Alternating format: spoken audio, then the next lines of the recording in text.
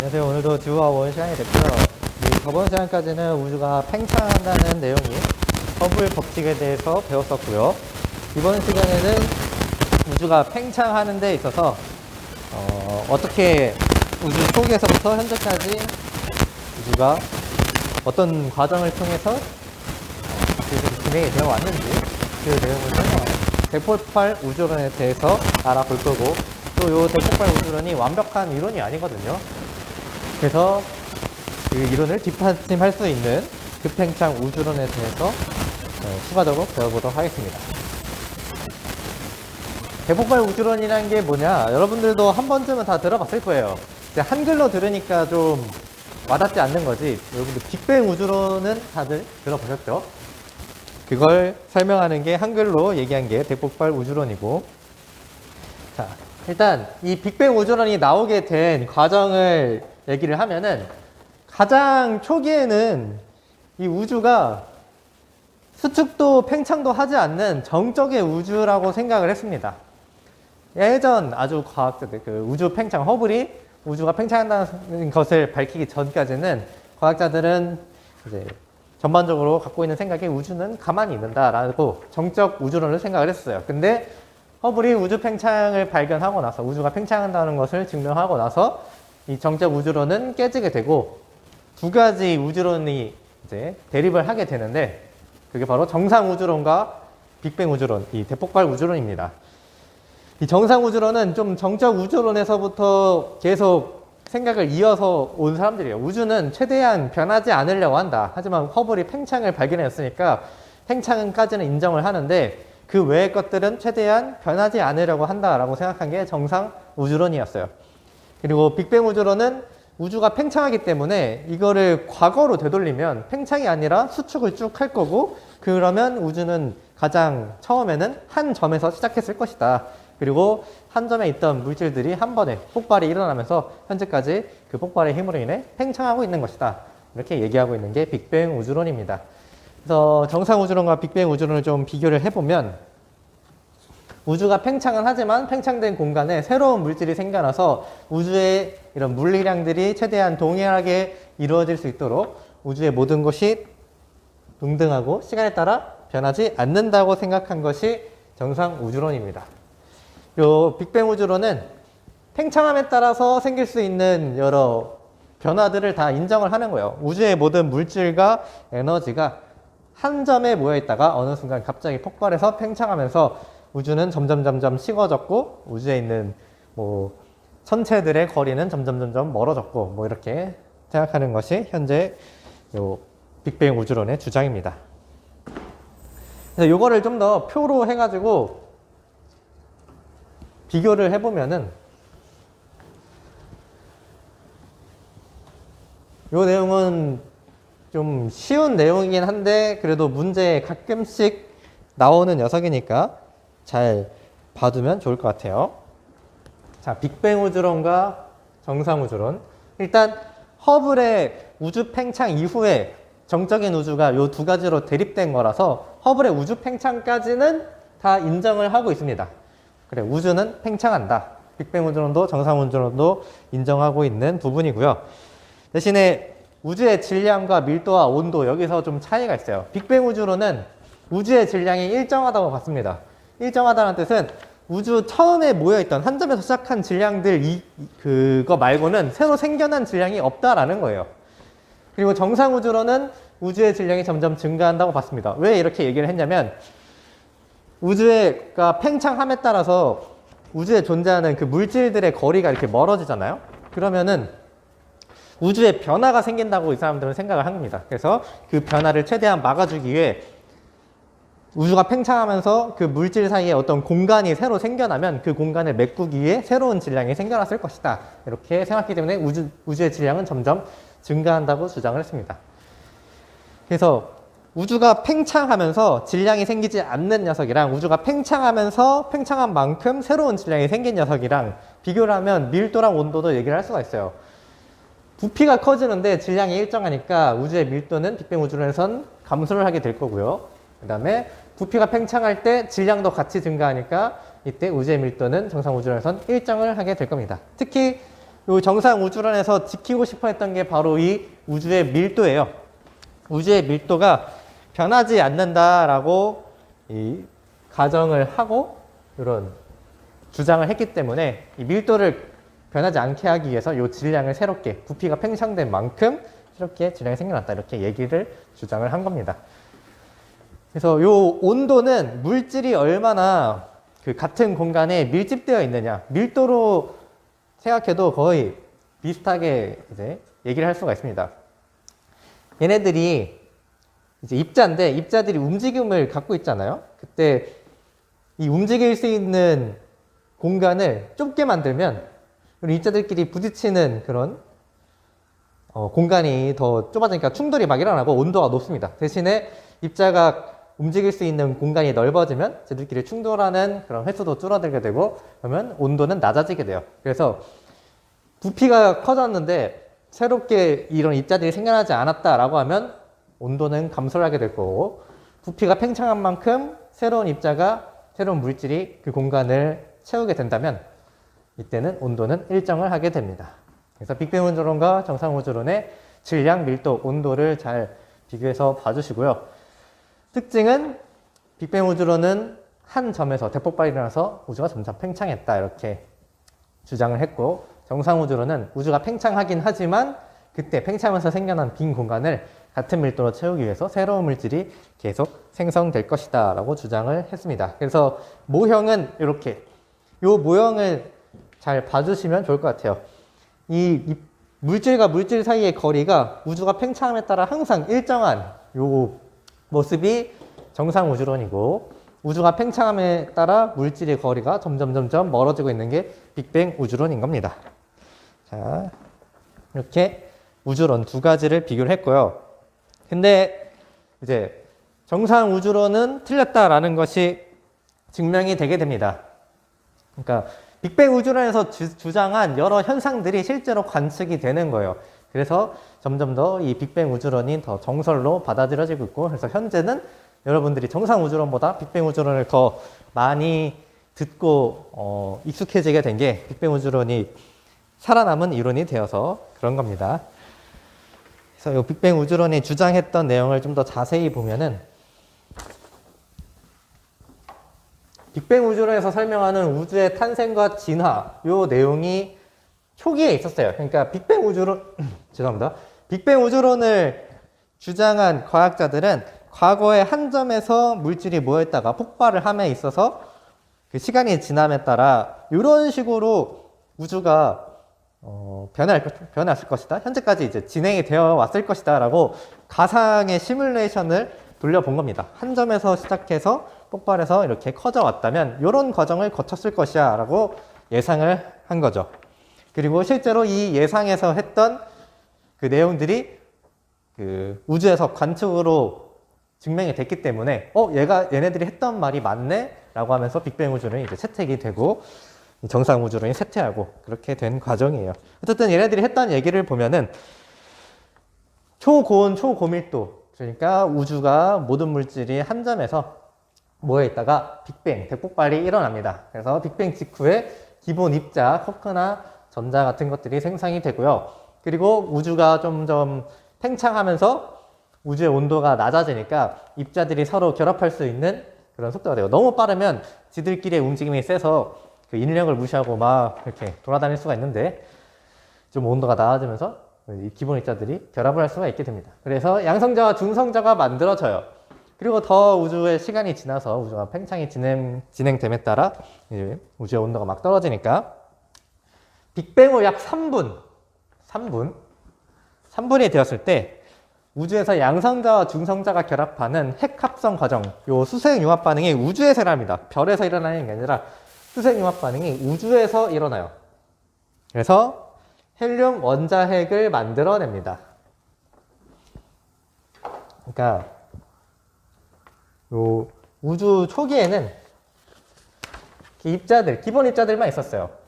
우주가 점점 팽창함에 따라서 기본 입자들끼리 모여가지고 양성자와 중성자를 만들었고요. 양성자, 중성자들이 막 이렇게 따로 있었는데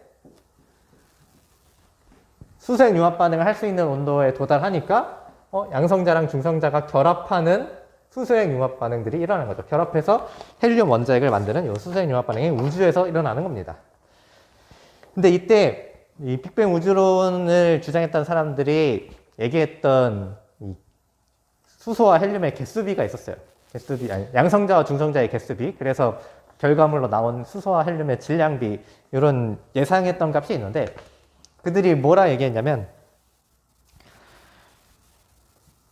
이 수소의 융합 반응이 일어날 당시에 우주에 존재하는 양성자와 중성자의 비율은 양성자 7대 중성자 1, 개수비 7대 1을 얘기를 했습니다. 그래서 이 7대 1인 상태에서 수소의 융합 반응이 일어나면 양성자 2개, 중성자 2개가 결합해서 헬륨 원자핵을 만들게 되면 이었으므로 수소 원자핵과 헬륨 원자핵의 요 결과물은 질량비가 약 3대 1일 것이라고 예상을 했어요. 이게 어떻게 된 거냐면, 자, 일단 이건 중요한 건 아닌데 그냥 이해를 돕기 위해서 양성자와 중성자의 개수비가 7대 1이래요. 빅뱅 후 약 3분이 지났을 때. 왜 7대 1이라는 비율이 결정이 되었느냐?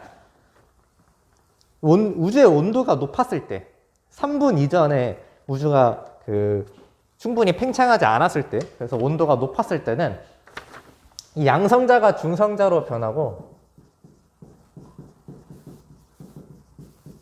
중성자가 양성자로 변하는 두 가지 반응이 활발하게 일어납니다. 양성자는 중성자가 될 수 있고 중성자는 양성자가 될 수 있어요. 근데 양성자가 중성자가 되기 위해서는 에너지를 흡수해야 되고요. 중성자가 양성자가 되기 위해서는 에너지를 방출해야 돼요. 그러면 여러분들 이미 느낌이 올 수도 있는데, 내가 갖고 있는 에너지를 이렇게 쓰는 거는 쉬워. 근데 내가 에너지를 가지려면은 충분히 그 환경이 에너지가 높은 환경이어야 됩니다. 즉 우주의 온도가 높았을 때는 중성자가 우주의 온도가 높았을 때는 양성자가 중성자가 되는 요 에너지 흡수 과정이 충분히 될 수 있는 환경이라서 양성자가 중성자로 되는 반응도 잘 일어났고요. 그리고 중성자가 양성자가 되는 반응은 어차피 에너지를 방출하기만 하면 되니까 주변 환경과는 크게 상관없이, 주변 온도랑 상관없이 자기 에너지를 쓰면 되니까 중성자에서 양성자가 되는 반응도 활발히 일어납니다. 그래서 우주 온도가 높았을 땐 양성자 대 중성자 비율이 1대 1이었어. 1대 1이었는데 점점 우주의 온도가 낮아지게 되니까 에너지를 흡수해야 하는 요 과정이 줄어들게 되고, 그래서 중성자가 양성자로는 막 바뀌는데 양성자가 중성자로는 바뀌지 않는 거야. 그러면서 점점 양성자의 숫자가 많아지면서 요 빅뱅 후 약 3분이 됐을 때의 양성자 대 중성자 비는 7대 1이 결정이 된 겁니다. 그래서 이 정도면 7대 1은 설명이 된 거고, 그 다음 요 상태에서 수소의 융합 반응이 일어나면 왜 수소와 헬륨의 질량비가 3대 1일 것이냐. 자, 우주 공간에 양성자랑 중성자가 엄청 많아요. 엄청 많은데 그게 개수비가 7대 1로 존재를 하는 거야. 그래서 뭐 우주에 정말 양성자, 중성자 막 엄청나게 많은데 딱 깔끔하게 그려보면 양성자가 7개가 있어요. 7개가 있을 때 비율상 중성자 하나가 껴있는 겁니다. 또 양성자가 7개 있으면 중성자가 이렇게 하나 껴있는 거예요. 이게 뭐 지금 제가 일렬로 그렸지만 우주 공간에 엄청 이렇게 뒤죽박죽 존재를 하는 거지. 뭐 양성자만 이렇게 7개 정도 있을 때 중성자 하나 있고 7개 정도 있을 때 중성자 하나 있고 이런 식으로. 근데 이런 비율로 존재를 했다는 거야. 이 상태에서 수소의 융합 반응이 일어나면, 수소의 융합 반응이라고 하면 이렇게 양성자 2개랑 중성자 2개가 결합을 해가지고 하나의 헬륨을 만드는 과정이죠. 그리고 수소 원자핵은 요 양성자 그 자체예요. 양성자 하나만 있는 게 수소 원자핵. 양성자 2개 대 중성자 2개가 같이 결합한 것이 헬륨 원자핵입니다. 헬륨 원자핵. 양성자는 수소 원자 핵 그 자체. 그러면은 요 수소연 융합 반응이 우주에서 한번 있고 나서 헬륨 원자핵은 몇 개? 헬륨 원자핵. 수소 원자핵은 몇 개가 있느냐? 하나, 둘, 셋, 넷, 다, 일곱, 여덟, 아홉, 열, 열하나, 12개가 있을 때 요 헬륨 원자핵은 한 개가 있는 거예요. 비율상. 우주 공간에 막 뒤죽박죽 있겠지만 비율상 수소 원자핵 12개가 있을 때 헬륨 원자핵은 한 개가 있는 거다. 그래서 수소 대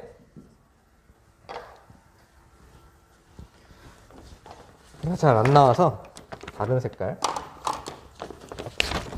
수소 대 헬륨의 개수비는 12대 1인 거고요. 근데 질량을 따지면 우리 이런 원자의 질량을 따질 때 양성자랑 중성자를 그 한 개당 질량 1로 치지 않습니까? 그래서 수소 원자핵은 질량이 1인 거고 헬륨 원자핵은 질량이 4인 거예요. 개수비는 12대 1이지만 질량비로 따지면 1인 게 12개인 거, 4인 게 양성자 2개, 중성자 2개니까 질량 4인 게 하나 있으면 질량비는 약분해주면 3대 1이 되는 거죠. 그래서 우주에서 양성자 대 중성자가 7대 1로 존재를 했을 때 수색 융합 반응이 일어나게 되면 결과물인 수소와 헬륨 원자핵의 개수비는 12대 1이고 질량비는 3대 1이 된다. 라고 예상을 했었습니다. 이 부분들을 잘 기억을 해주세요. 빅뱅 후 약 3분, 그때 양성자 대 중성자는 개수비 7대 1, 그리고 결과물 수색 융합 반응이 일어나고 나서 우주에서 수색 융합 반응이 일어나고 나서 결과물은 수소 원자핵과 헬륨 원자핵 개수비 12대 1, 질량비 3대 1. 그리고 또 시간이 더 지나요. 빅뱅 후 약 38만 년이 지나면은 어떤 사건이 벌어지느냐? 우주가 3000 켈빈까지 온도가 내려갑니다. 그래서 이제는 원자핵과 전자가 결합을 할 수 있게 돼요. 그러면 중성 원자를 만들게 될 수 있는 거고요. 원자핵이 아니라 수소가 원자핵 상태로 있는 거 아니라 이제 원자가 되는 겁니다. 전자랑 결합을 해서 이 양성자 하나가 전자 하나랑 결합을 하면서 수소 원자가 될 수가 있어요. 그러면은 비로소 물질들에 갇혀서 빠져나가지 못하던 빛이 우주 공간으로 빠져나오게 되면서 우주 배경 복사를 만들게 됩니다.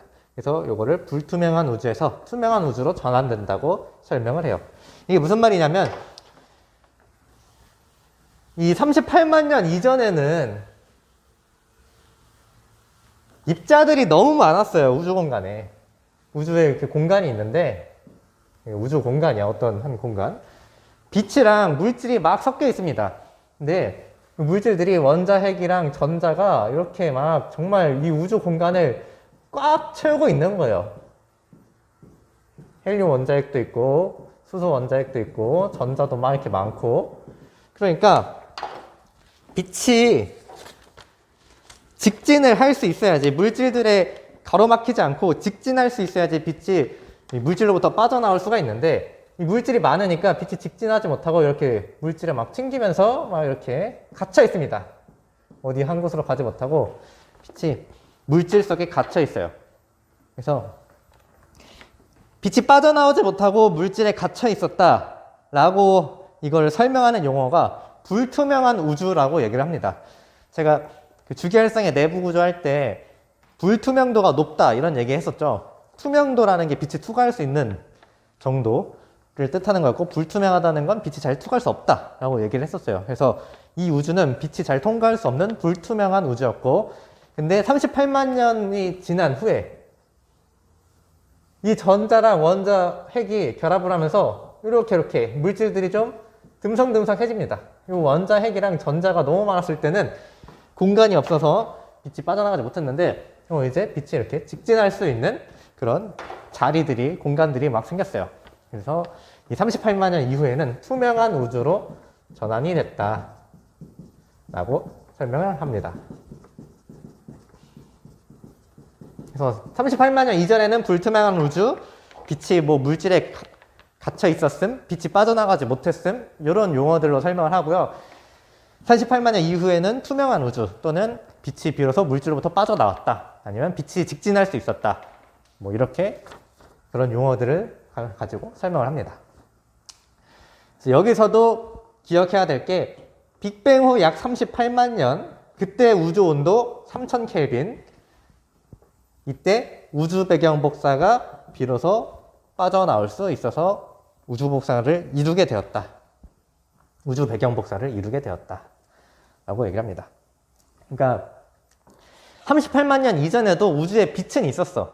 근데 빛이 빠져나오고 있지 못해서, 그러니까 빛은 항상 있었는데 우주 초기에서부터 지금까지 계속 있었는데 이 빠져나온 빛을 똑같은 빛이라고 얘기하기가 좀 그런 거예요. 그래서 전문 용어를 이렇게 붙인 겁니다. 우주 배경 복사라고. 이때도 빛이고 이때도 빛인데 얘랑 똑같이 빛이라고 얘기하면 좀 그렇고, 빠져나온 빛, 얘를 우주 배경 복사라고 부르게 되었다. 우주의 그 모든 공간을 채우고 있는 이 38만 년에 빠져나온 요 녀석을 우주 배경 복사라고 한다. 그 이전에도 있었지만 얘는 그냥 빛인 거고 38만 년 이후에 빠져나온 게 그 우주 배경 복사다. 그래서 우주 배경 복사가 형성된 건 이 38만 년, 빅뱅 후 38만 년이 지났을 요 당시라고 보시는 게 맞아요. 당연히 빛은 그 이전에도 있었지만 이 우주 배경 복사가 일반적인 빛을 얘기하는 게 아니라 요때 빠져나온 녀석을 특정 짓는 그 용어라서 그렇게 보시면 되겠습니다. 근데 이제 이 빠져나온 빛이 우주가 팽창하면서 현재는 더 쉽게 되었을 거예요. 왜냐면 아까도 설명했지만 같은 그 입자들이 좁은 공간을 채우고 있으면 온도가 높은 거고 넓은 공간을 채우고 있으면 점점 이제 온도가 떨어진다라고 얘기를 했습니다. 우주 배경 복사를 현재 관측을 한다면 우주 팽창으로 인해 약 3켈빈의 온도로 관측될 것이라고 예상을 했습니다. 그래서 실제로 그런 값이 나왔는지 증명을 이제 하는 거죠. 관측을 해가지고. 뭐 결과적으로는 이게 했던 얘기가 맞으니까 우리가 이걸 배우고 있는 거겠죠. 어쨌든 이런 예상값들이 실제로 관측이 되어가지고 수소 원자핵과 헬륨 원자핵의 질량비가 3대 1인 게 우주에서 이제 실제로 관측이 되고, 또 현재 우주 배경 복사가 관측이 되었는데 이 온도가 진짜 3켈빈에 근접한 한 2.7켈빈 정도가 나옵니다. 그래서 그래, 빅뱅 우주론자들이 얘기했던 내용이 맞구나, 이렇게 인정을 하게 된 거예요. 그리고 여기서 우주 배경 복사를 현재 관측하면 우주 팽창 인해 온도가 낮아졌다고도 얘기를 하고 파장이 길어졌다고도 얘기를 합니다. 이 빛이 요 특정 파장으로 존재를 했는데 우주를 이렇게 쭉 팽창을 시키면, 공간 크기가 거의 비슷하네. 뭐 이만한 우주에 이렇게 빛이 있었다면 이 우주가 이렇게 팽창을 하고 나면 빛도 같이 똑같이 이렇게 길어져 가지고 파장이 길어지게 돼요. 그래서 우리가 파장이 길어진다라고 하면 그 빈의 변이 법칙에서 파장이 짧을수록 온도가 높은 그 어떤 열원의 온도가 높아야지 파장이 짧은 걸 주로 방출을 하고, 온도가 낮을수록 파장이 긴 녀석을 이렇게 빛을 복사 에너지를 방출하지 않습니까? 그런 거랑 똑같이 요 빛도 빛이 가지고 있는 요 온도가 낮아지게 되면은 파장이 길어진다. 이렇게 이해하시면 좋을 것 같아요. 어쨌든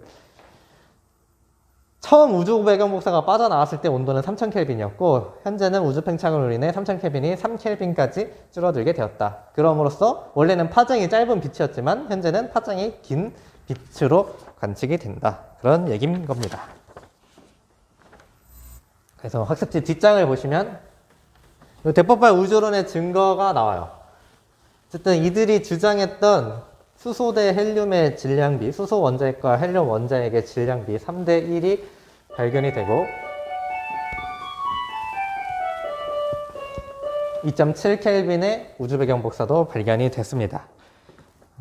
2.7켈빈의 우주 배경 복사, 수소와 헬륨의 질량비. 실제로 관측을 해봤더니 우주가 팽창하는 동안 온도가 낮아지고 파장이 길어져서 현재는 약 2.7 켈빈의 복사로 관측이 되고 있다. 우주 배경 복사는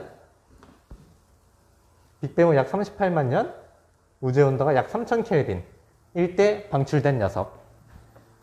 현재는 이렇게 팽창해서 2.7 켈빈 정도가 되었다. 수소와 헬륨의 질량비. 이때 실제로 현재 우주에서 수소와 헬륨의 질량비가 3대1로 관측되더라. 그래서 얘네들이 했던 얘기가 맞구나. 잘 안 나오긴 하지만 또 수소와 헬륨의 여기서는 말하는 건 원자핵이에요. 수소 원자핵과 헬륨 원자핵의 개수비는 12대 1입니다. 질량비는 3대 1, 개수비는 12대 1. 근데 이 빅뱅 우주론이 완벽한 이론은 아닙니다. 관측한 이 자료에 따르면 빅뱅 우주론에서 설명하지 못하는 것들이 나타나게 돼요. 그래서 백폭발 우주론의 한계가 나타나는데 그게 뭐냐? 우주의 평평성 문제, 우주의 지평성 문제, 자기홀극 문제 이렇게 세 가지가 있습니다. 특히 평평성 문제는 평탄성 문제라고도 하고요. 각각이 어떤 문제냐? 일단 빅뱅 우주론이 우리가 정설로 받아들여지고 있지만 시간이 지나서 관측 기술의 발달에 따라 새로운 관측 사실들이 발견이 되는데 이거를 빅뱅 우주론으로는 설명할 수가 없다라는 얘기입니다. 우주가 평평하다는 건데 초기 빅뱅 우주론에 따르면 물질의 양에 따라 우주 공간은 양수 혹은 음수의 공률을 갖게 된다고 설명합니다. 그러니까 요 빅뱅 우주론에서 존재했던 요 물질들을 따져보면은 우주는 어쨌든 공률을 갖고 있어야 돼. 공률이라고 하면 우주가 평평하지 않고 이렇게 굴곡이 있다는 겁니다. 우주가 동그랗든 아니면 이렇게 막 발산하는 모양을 갖든 대신 이렇게 완전히 일자로 평평한 이런 종이 같은 그런 모양을 가질 수는 없다. 이렇게 설명을 했어요. 근데 공률이 제로인 평평한 공간이 가능성은 없다. 특히 이 공률이 양수인 거를 양수, 음수인 거를 이런 모양으로 설명을 하고 이렇게 평평한 거는 공률이 제로다라고 얘기를 해요. 뭐 요 얘기는 나중에 다시 우주론 얘기할 때 한 번 더 공률 얘기를 할 텐데 어쨌든 평평한 게 공률이 제로인 거. 이렇게 우주의 모양이 있는 구불구불한 것이 공률이 양의 공률이든 음의 공률이든 갖고 있는 거. 근데 실제 관측에 따르면 우주 공간은 완벽할 정도로 평평하다고 합니다. 그렇기 때문에 빅뱅 우주론에서 주장한 우주는 공률을 가져야 된다라는 이것을 설명할 수가 없는 거죠. 실제 관측이 평평한데 왜 너네는 공률이 없을 수 없다. 공률이 있을 것이다 라고 설명을 한 거냐. 그걸 설명해봐라 라고 했는데 그걸 할 수가 없는 거죠. 그 다음 두 번째, 대폴판 우주론에서는 우주가 광속으로 팽창을 해서 현재 우주의 크기를 우주 지평선까지로 설명을 합니다. 이때 이 우주 지평선이라고 하면 관측 가능한 우주를 뜻해요. 그리고 저번 시간에 허블 법칙 하면서 관측 가능한 우주의 크기를 얘기했었죠. 실제 우주의 크기는 얼마인지 모르겠지만 우리가 관측할 수 있는 한계는 빛의 속도로 멀어지고 있는 은하까지를 우리가 관측할 수 있다라고 얘기를 했어요. 그것보다 더 빠르게 멀어지고 있는 녀석은 빛보다 더 빠르게 멀어지고 있으니까 그 은하에서 방출된 빛이 우리 눈으로 도달할 수가 없고 그래서 우리는 거기를 실제로 존재한다고 하더라도 관측할 수가 없다. 그렇게 얘기를 했습니다. 그래서 빛의 속도로 멀어지고 있는 곳까지의 요 거리를 우주 지평선이라고 얘기를 하는 거고요. 근데 빅뱅 우주론자들은 우주가 빛의 속도로 팽창을 해가지고 우주가 빛의 속도로 팽창을 했다라고 설명을 합니다. 그러면은 빅뱅 초기에 그러니까 중심인데 이렇게 우주가 팽창해가지고 우주 팽창하는 속도가 빛의 속도로 팽창해요.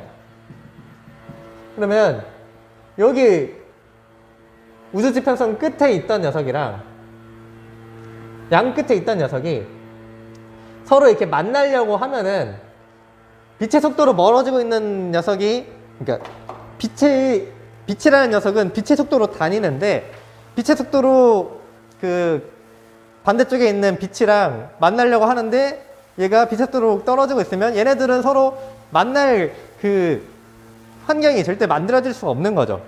그러면 양 끝에 있는 이 빛들은 자기들끼리 정보를 공유하지 못하고 가장 그 자기만의 온도나 파장을 갖고 있어야 됩니다. 그래서 우주 지평선의 양 끝은 서로 물질과 에너지를 교환할 기회가 없었기 때문에 차이가 나타나야 된다. 근데 실제로 현재 우주 배경 복사를 관측하면 저기서 보든 여기서 보든 저기서 보든 어느 방향을 보든 간에 다 균일하게 관측이 돼요. 다 똑같이 2.7켈빈의 그 온도를 가진 우주 배경 복사가 관찰이 됩니다. 조금의 그 차이도 없이 이렇게 조금의 차이라는 게 정말 너무 미세한 그것까지는 아니고, 어쨌든 이게 교환이 되지 않았다라면 정말 이렇게 거의 다 2.7켈빈으로 거의 완전히 동일하게 관측되지는 없지 않겠느냐. 왜 얘네들은 서로 정보 교환이 없었음에도 그렇게 균일하게 똑같이 나올 수가 있느냐. 그거를 이제 빅뱅 우주론자들은 설명하지 못했던 거고요. 그 다음 자기 홀극 문제라는 게 있습니다. 이거는 자기 홀극이라고 하는 거는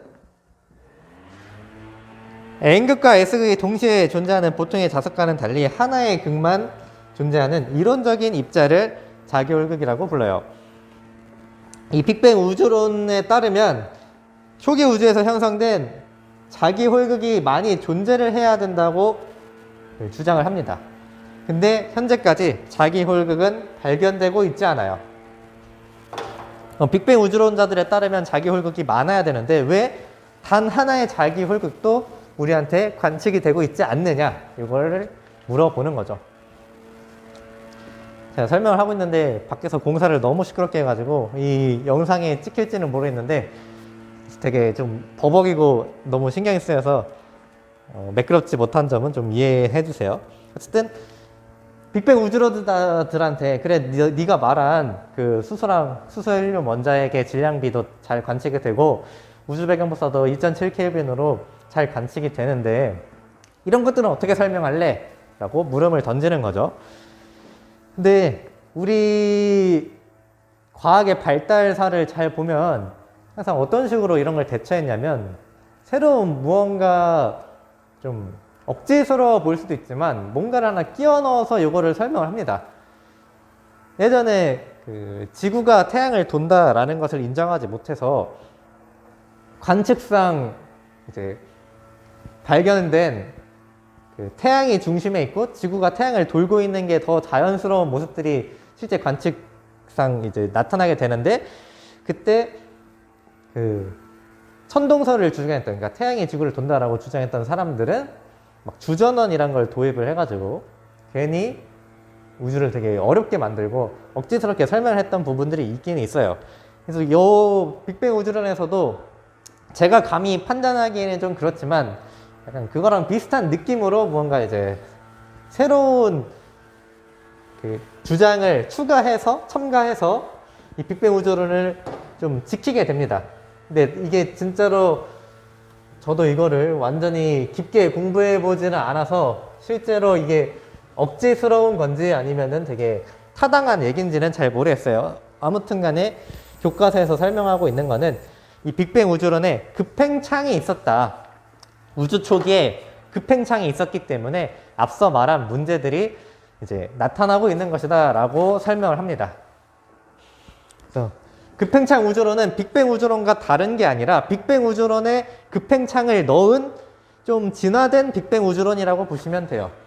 그래서 요거를 어쨌든 그 진화된 빅뱅 우주론을 급팽창 우주론이라고 이름을 바꿔서 부르게 되는데,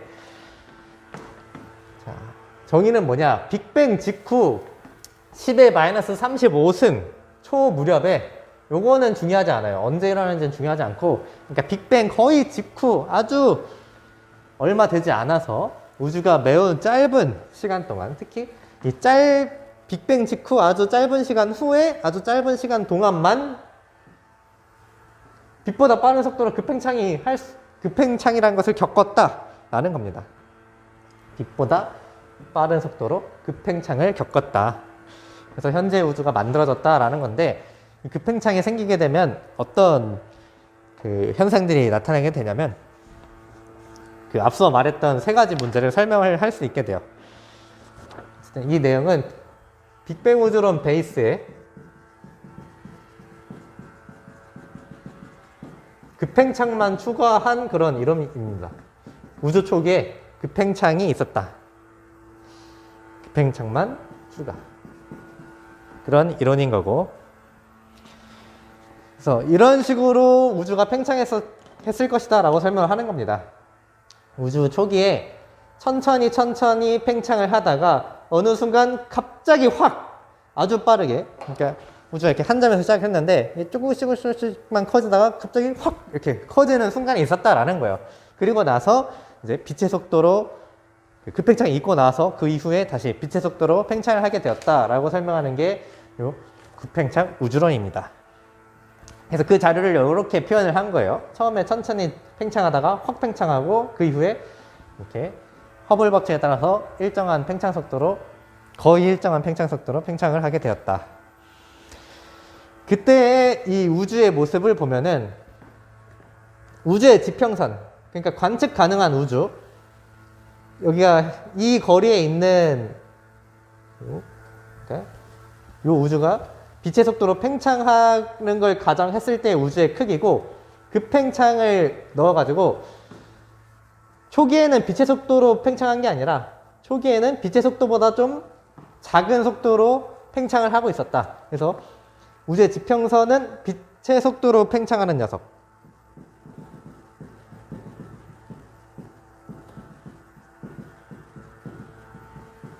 네, 크기인 거고, 요거는 빛의 속도보다 좀 작은 속도로 팽창했기 때문에 이게 실제 우주의 크기. 아주 우주 초기에 실제 우주 크기라고 주장을 하는 거죠. 그래서 급팽창 이전에는 빛의 속도로 팽창하는 것보다는 작은 우주의 크기를 갖고 있었다.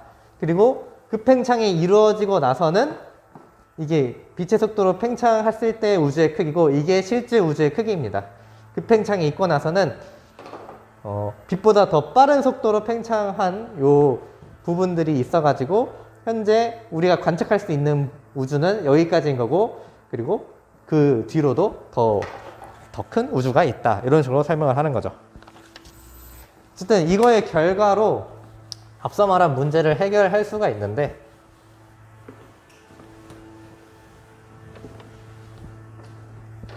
첫 번째, 우주의 평탄성을 설명합니다. 급팽창 우주론의 결과, 앞서 말한 문제들을 해결할 수 있게 된다.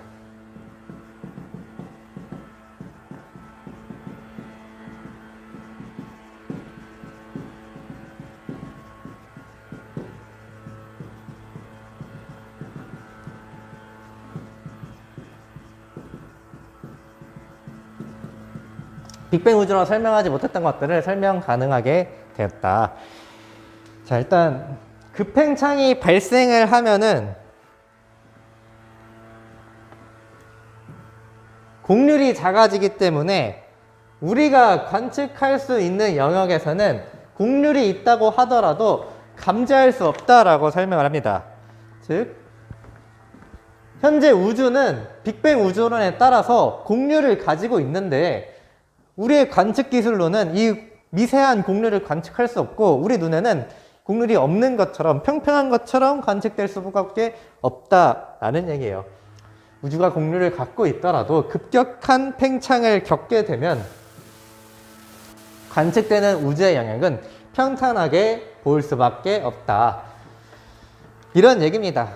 풍선을 매우 크게 만들면 그 매우 큰 곳에 아주 작은 생물이 올라가 있다고 하면 그 생물은 풍선의 곡률을 느낄 수가 없는 거예요. 평평하다고 느끼는 겁니다. 실제로는 우주가 이런 곡률을 갖고 있는데, 거기에 살고 있는 아주 조그마한 존재인 우리는 그 곡률을 인식할 수 없을 정도로 우주가 너무 크다. 그런 얘기인 거죠.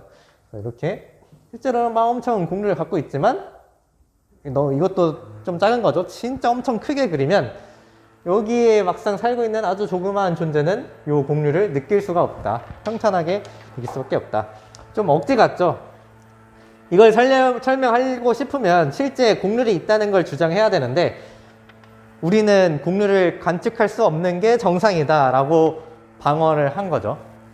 근데 이거는 좀 제 사견?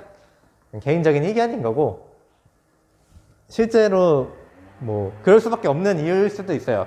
그러니까 좀 저도 이걸 완벽히 공부하고 설명하는 게 아니기 때문에 저는 좀 빅뱅 우주론에 대해서 이건 좀 아니지 않나 라고 얘기하는 식으로 들릴 수 있지만 제가 좀 우물한 개구리일 수도 있어요. 그러니까 그런 점은 좀 감안하고 들어주세요. 제가 여러분들 그런 생각에 많은 부분을 영향을 끼칠 수는 있을 텐데 좀 이것도 팩트체크가 필요하긴 한 부분. 네, 이렇게 좀 자극적으로 빅뱅 우주론자들이 좀 억지로 한 것처럼 얘기하면 어쨌든 기억은 잘 남을 수 있어요. 인간은 이런 자극적인 걸 좋아하잖아요. 그래서 어쨌든 그런 식으로 설명은 하긴 합니다만 각자 보는 게 제일 확실할 것 같다는 거. 그래서 기팽창 우주론을 설명하면 지평선 문제도 해결할 수가 있게 되는데 빅뱅 직후에 급팽창이 일어나기 전까지의 우주의 크기는 그 빛의 속도로 팽창한 크기보다 작았어요. 아까 봤었죠? 우주 지평선보다 실제 우주의 크기가 작았어요. 그래서 급팽창 전에 미리 정보를 다 공유를 한 거야. 우주의 지평선은 이만한데 실제 우주의 크기는 이만했어. 그래서 이 안에 있는 빛들이 양쪽에 있어도 서로 닿을 수 있습니다. 여기서는 서로 닿을 수 없는 크기인데 이 안에서는 닿을 수 있어. 근데 실제 우주가 이만했어. 그래서 이때 미리 정보 교환을 다 끝내. 쫙 우주가 아주 고르게 이렇게 퍼졌어. 그리고 나서 축! 한 번에 쫙 커지니까 당연히 여기에는 두 개가 서로 정보가 교환이라도 한 것처럼 균일하게 보일 수밖에 없는 게 이미 이전에 실제로 정보 교환을 했기 때문에 이렇게 설명을 하는 거죠. 급팽창 전에는 우주의 크기가 작아서 서로 정보를 공유할 시간이 충분히 있었다. 그리고 나서 우주 배경 복사가 방향에 상관없이 거의 같은 온도로 관측되는 사실을 이렇게 설명을 한다. 급팽창 전에 다 균일하게 맞춰졌기 때문에 현재 보더라도 현재는 그 빛의 속도로 그것보다 더 큰 우주도 있지만 어쨌든 양 끝에서 빛의 속도로 팽창하고 있는 우주 양 끝에서 오는 빛들이 균일할 수밖에 없는 이유가 균일한 이유가 그 전에 정보 교환이 다 있었기 때문에 이렇게 설명하는 거고 마지막 자기 홀극 요거는 이 자기 홀극을 찾게 된 시기는 현재예요. 근데 급팽창 우주론에 따르면 우주 지평선 크기가 이만했고 예전에는 이만했는데 현재는 우주 지평선 크기가 이만할 때 실제 우주가 이렇게 커졌다라고 얘기를 하는 거죠. 그래서 우리가 볼 수 있는 거는 이 우주 지평선 안쪽에 있는 이 공간들만 볼 수 있어. 이 바깥 부분은 볼 수 없는 거예요. 그래서 빅뱅 우주론에 따르면 자기 홀극이 많아야 돼. 근데 우연히 우리가 볼 수 있는 이 공간에는 자기 홀극이 없는 거죠. 우리가 볼 수 없는 공간에는 자기 홀극이 무지하게 많을 텐데 우리는 정말 아쉽게도 우리가 관측할 수 있는 우주의 지평선 내에는 자기 홀극이 없더라. 그런 식으로 설명을 하는 겁니다. 자기 홀극 문제 해결. 급팽창 우주론에 따르면 우주가 급격히 팽창을 했기 때문에 관측 가능한 우주 안에 이 자기 단극, 그러니까 자기 홀극의 밀도가 크게 감소해서 발견하기가 어렵다. 즉 우주가 급팽창하여 크기가 매우 커졌기 때문에 대부분의 이 자기 홀극이 우주 지평선 너머로 흩어져서 발견되지 않고 있다. 이렇게 설명을 하는 겁니다. 그래서 빅뱅 우주론에서 설명할 수 없었던 거. 빅뱅 우주론에 따르면 우주의 공률이 발견돼야 되는데 발견되지 않고 있다. 그 이유는 급팽창에서 우주가 공률이 있어도 평평하게 보이는 거다라는 거고 또 왜 우주 양끝에서 오는 빛이 정보 공유라도 한 듯이 균일하냐. 너네들 말에 따르면 빛의 속도로 우주가 팽창했으니까 양끝에 있는 녀석은 절대로 빛의 속도로 움직이는 그 녀석은 빛의 속도로 팽창하고 있기 때문에 서로 만날 수가 없었는데 왜 균일하냐? 그 전에 빛의 속도보다 좀 그 작은 우주 공간이 있었기 때문에 그때 미리 다 정보 교환을 해놓고 나중에 이렇게 확 커진 거다라고 설명하는 거고 마지막에 자기 홀극 있는데 우리 눈에 안 보이는 곳에 있는 거야. 이렇게 설명을 하는 거죠. 그래서 이렇게 빅뱅 우주론과 급팽창 우주론 내용을 배웠습니다. 오늘도 고생하셨습니다.